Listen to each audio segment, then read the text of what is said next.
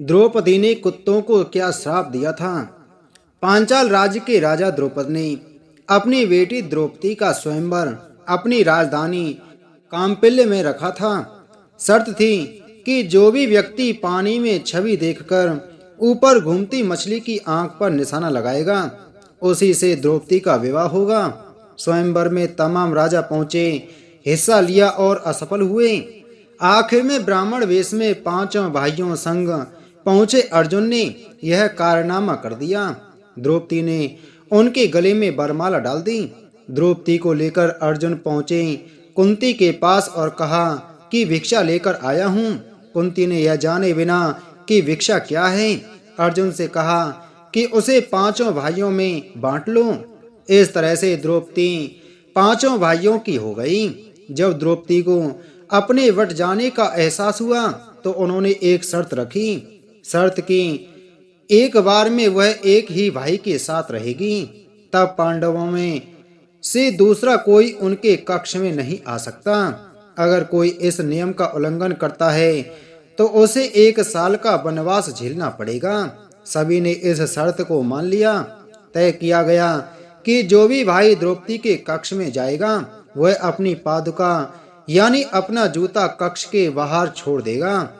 इससे सभी को अंदाजा हो जाएगा कि कोई दूसरा भाई द्रौपदी के साथ है। एक बार द्रौपदी के साथ युधिष्ठिर थे, लेकिन तब ही कक्ष में अर्जुन भी पहुंच गए। उन्होंने दोनों को साथ देख लिया। इससे द्रौपदी और युधिष्ठिर तो लज्जित हुए ही अर्जुन भी शर्मसार हो गए।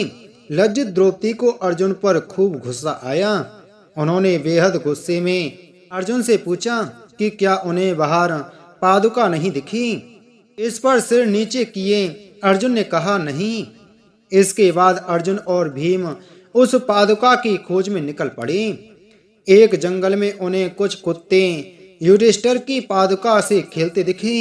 जब उन्होंने आकर पूरा माजरा द्रौपदी को कह सुनाया तो गुस्से में तमतमाई द्रौपदी ने कुत्तों की समूची प्रजाति को साफ दे दिया।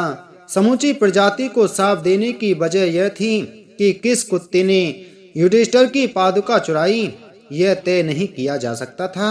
द्रौपदी ने साफ दिया कि एक कुत्ते की वजह से उन्हें लज्जित होना पड़ा है। जैसे उनके निजी क्षणों को किसी और ने देखा, वैसे ही कुत्तों की पूरी प्रजाति अब लज्जित होगी। वे सभी के सामने सहवास करेंगे और हंसी का पात्र बनेंगे। द्रौपदी इस स्थिति में केवल इसी वजह से पहुंची थी क्योंकि उनके 5 पति थे। अगर उनका विवाह केवल एक के साथ होता तो शायद इस तरह की स्थिति न आती। ऐसे में सवाल उठता है कि आखिर क्यों द्रौपदी के 5 पति हुए, वह भी तब जबकि महाभारत की कथाओं के मुताबिक द्रौपदी सामान्य स्त्री नहीं थी। वह तो यज्ञ से जन्मी थी। उन्हें मां काली का अवतार माना जाता था। इसका उत्तर भी महाभारत की ही एक कहानी से मिलता है।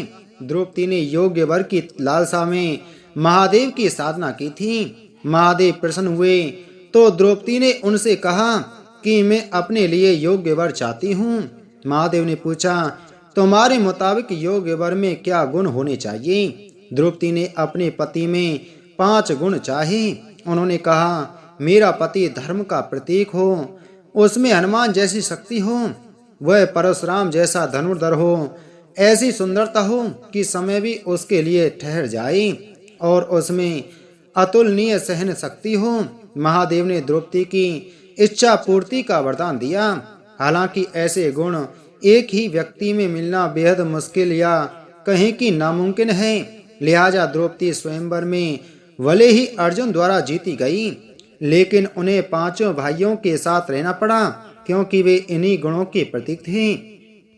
युधिष्ठिर धर्मराज थे, भीम महाबली, अर्जुन धनुर्धर, नकुल बेहद सुंदर और सहदेव में सैन्य शक्ति अतुलनीय थी।